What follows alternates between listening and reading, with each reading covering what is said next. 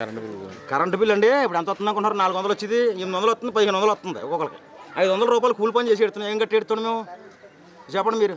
దాన్ని బట్టి 1500 వస్తుంది ఒక్కొక్కటి కరెంటు బిల్లు నెల అవుతులేదు. అల్లిపోతున్నారు ఆడవాళ్ళు. కరెంటు బిల్లు ఒత్తులోకి వెళ్ళిపోతున్నారు.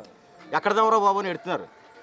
అప్పులు చేసి కడుతున్నారండి కరెంటు బిల్లు. ఈ రోజుని గ్యాస్ రేటు పెంచేసాడు.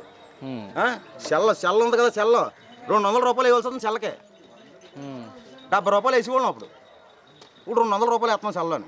నెల అవతలోకి వచ్చి కట్ అయిపోతుంది సెల్లకే. ఏం మాట్లాడినా కూడా ఉండలేదు. అయ్యే కాదు, చాలా రకాలుగా ఇబ్బందిగా ఏర్పాటు చేసామని చెప్పి ఎలాగండి మంచినీటి వసతి ఏర్పాటు చేసాము. అన్ని కూడా కుళాయి పైపులు వేసామని చెప్పి. కుళాయి పైపులు ఎక్కడ వేసారండి? కుళాయి పైపులు అలా వేసుకో కప్పేడి వదిలేసారని ఏం చేయలేదు. వేసి వేస్తాం కప్పేడి వదిలేదు. నీరు వస్తలేదు. నీరైతే వస్తలేదు. కప్పేడేసి మాత్రం అలా వదిలేసారు. కొబ్బరికాయ శంకుస్థాపన కొబ్బరికాయ బాధేశారు. అయిపోయిందండి చరిత్ర అయిపోయింది.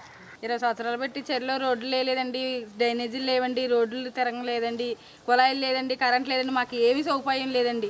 వర్మ గారు గెలిచినప్పుడు ఆయన కొద్దిగా గొప్ప ఆయన చేశారండి.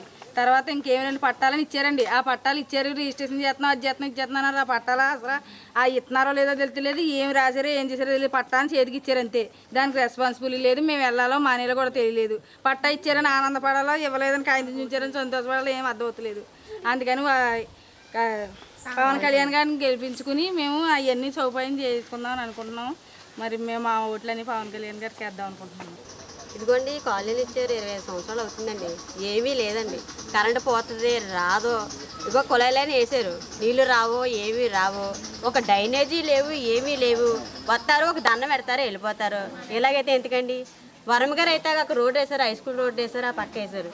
ఈ పక్క రాబోతుకి ఆయన ఇది లేదు, పదవి అయిపోయింది. ఏం చేస్తామండి? వస్తున్నారు, ఇచ్చేస్తున్నారు. మేము వరం గారి ద్వారాగా పవన్ కళ్యాణ్ గెలిపించుకుందాం అని అనుకుంటున్నాము. ఆయన చేస్తారని మాకు నమ్మకం అదండి. మేము అన్నీ చేసుకుంటాం. మాకు డ్రైనేజీలో ఇక్కడ అసలు ఏమీ లేవు, పట్టించుకోవట్లేదు అంతే అండి. 5 సంవత్సరాలు అయింది, ఎవరేం పట్టించుకున్నారండి? వస్తారు, చూసిపోతారు అంతే. అగోండి కుళాయిలైన వేసారు, 100 రూపాయలు తీసుకున్నారు, పైప్ లైన్ వేసారు. ఏదండి సంవత్సరం అయిపోయింది, అది తుప్పట్టిపోతుంది. ఎందుకండి చెప్పే? అంతే కదా.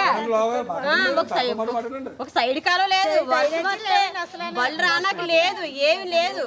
ఈ పందులు, ఈ తుక్కు ఏటండి అసలు ఎవరు పట్టించుకునే వాళ్ళు కూడా లేరండి. కుళాయిలు వేసారండి, అదిగోండి అక్కడ వేసారు. ఆ పైప్ లైన్ కి 100 రూపాయలు. సంవత్సరం అయ్యింది, పట్టిపోయింది. అక్కడ గోడగడ ఎందుకు వచ్చిందండి? కరెంటు కూడా అసలు వస్తుంది పోతుంది. ఏమి ఎత్తున్నారు అసలు? ఎవరు పట్టించుకునే వాళ్ళే లేరు. 5 సంవత్సరాలు కరెంటు బిల్లు మాత్రం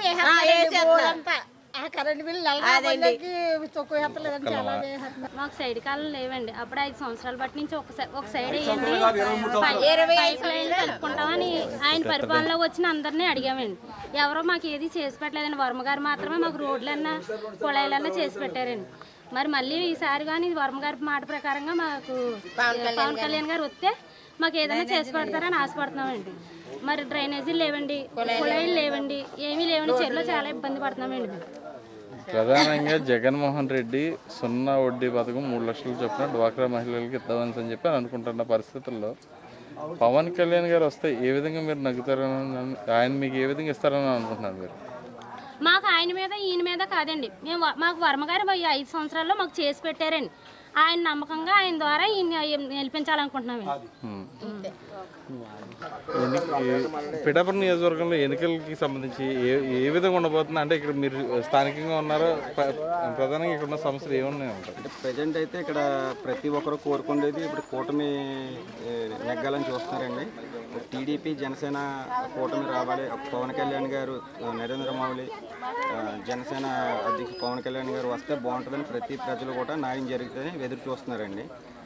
అలాగే చెరువుకి వచ్చేసి ఇక్కడ డ్రైనేజీస్ అనేది ఇప్పుడు వచ్చి లేదండి. ఒక వరం గారి టైంలో ఇప్పుడు ఈ వైసీపీ వచ్చినప్పుడు అయితే అభివృద్ధి ఏమీ లేదండి.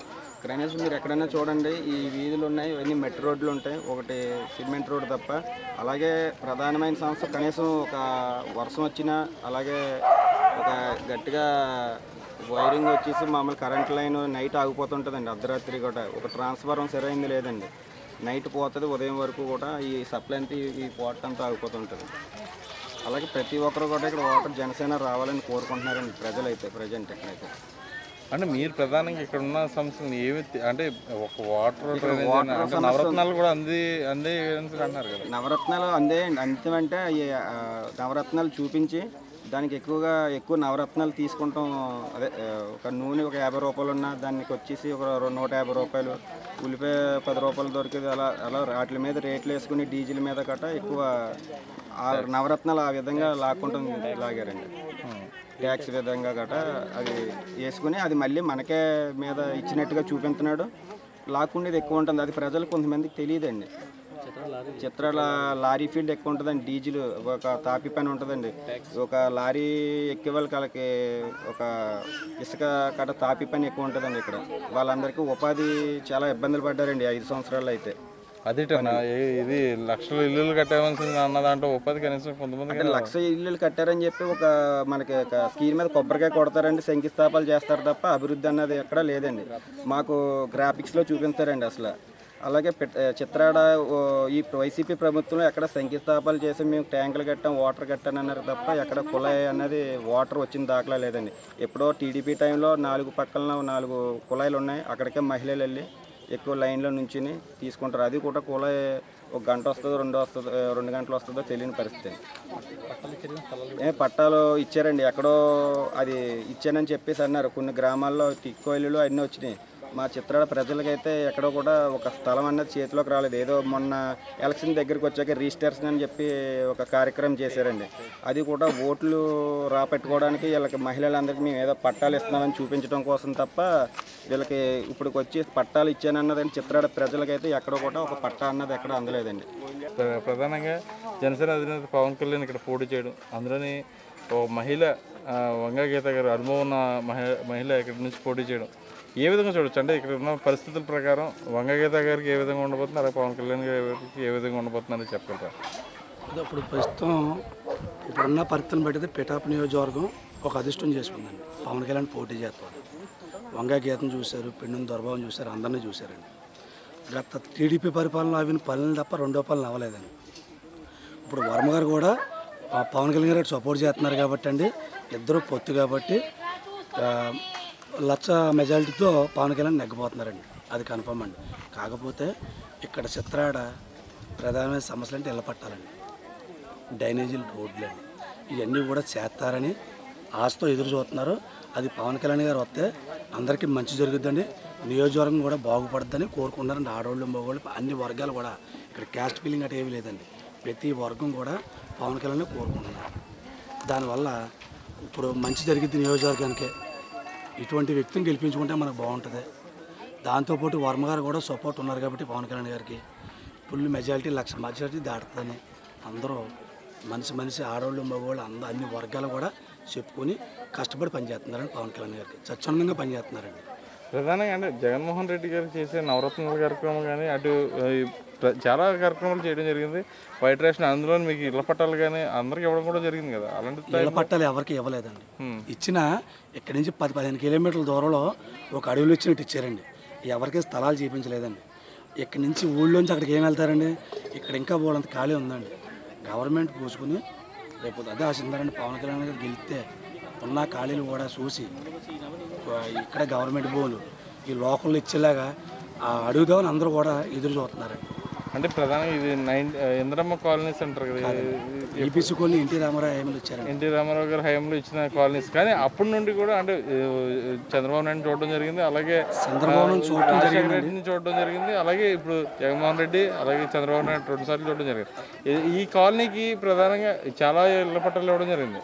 అలాంటి నేపథ్యంలో అప్పటి నుంచి ఇప్పుడు దాకా డెవలప్ అవ్వాలండి. ఈ రోజు పవన్ కళ్యాణ్ వచ్చి ఇస్తారని మీకు ఏ విధంగా నమ్మకం ఉంది? నమ్మకం ఏంటంటే అండి, ఒకటి అక్కడ వర్మ గారు, చంద్రబాబు, పవన్ కళ్యాణ్, బీజేపీ అన్ని పొత్తులో ప్రజలకు అందరూ కూడా మంచి చేసేలాగా, ఎవరైతే ఎక్కడ ఇబ్బందులు పడుతున్నారో ఆ ఇబ్బందులను సాల్వ్ చేసేలాగా వాళ్ళ కూటమి పెట్టుకునండి మాట్లాడుకుని ప్రజలకి మంచి పరిపాలన అందిద్దామని వాళ్ళు అనుకుని ఎదరికి వచ్చారండి. దాని ప్రకారంగా ఈ ప్రజలందరూ కూడా వాళ్ళకే పట్టం కడదామని ఎదురు చూస్తున్నారండి. ఒకటి ఇన్నాళ్ళు బట్టి ఎంత కావాలేదంటే గత టీడీపీ పరిపాలన అభివృద్ధి అండి. వైసీపీ పరిపాలన ఒక రోడ్డు కానీ, ఒక డ్రైనేజీ కానీ, ఏమీ ఒక ఈదు కుళాయి కానీ ఏమీ లేదండి. అప్పుడు టీడీపీ పరిపాలన అభివృద్ధి తప్ప రెండోది మళ్ళీ లేదండి. ఇప్పుడు మళ్ళీ టీడీపీ జనసేన కలిపి ఉంది కాబట్టి చేస్తారని ఆశతో మేము అందరూ ఎదురు చూస్తున్నాం.